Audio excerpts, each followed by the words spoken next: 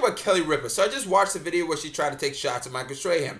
And the funny thing about this video, and this is going to be my kind of like reaction, but right after thoughts, after watching the video, is pretty much that she's really coming across like a big old dramatic, soap opera cunt. The thing about it is, yes, she kind of got blindsided by Michael Strahan, but that doesn't really give you a reason to kind of put out his actual, divorce right into the forefront. Now, granted, some people probably already know that, but this is just not the professional way to kind of do the situation.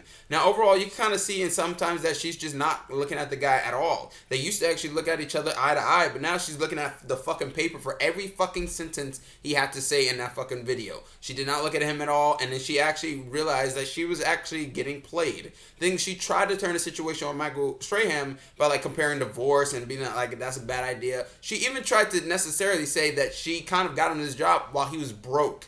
If you heard the kind of analogy or that she was kind of euphemism, what is she trying to do?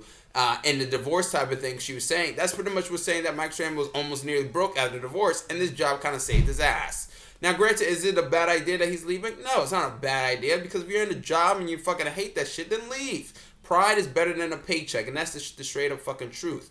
Now, overall, Michael Strahan tried to play it off, and he's trying to do his hardest. And believe it or not, I feel like Strahan is trying to get this relationship at least on a better track than it was, at least last week.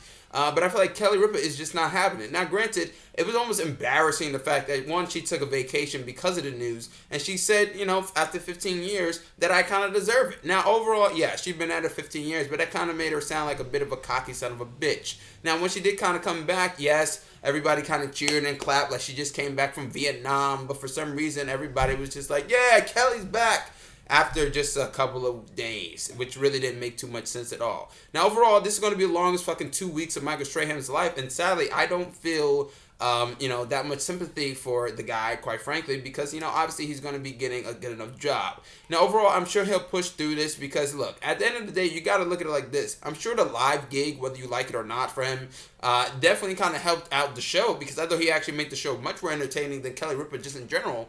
Because Kelly Ripa, to me, is just kind of one of those girls that I feel like when she has so much power, she tries to literally abuse it a bit. Like, Michael Strahan had some power for the most part, and he's a no-name, but he never, I feel like, or at least the way I see it, he doesn't seem like the type of guy that tries to push anybody out the way. But I feel like Kelly Ripa could sometimes rub people the wrong way because she thinks she's kind of like the big queen around here. Now, overall, I have to say that, yes, this situation is kind of bad, and both people are never in the right. And overall, this is rich people problems, right? This is rich people problems.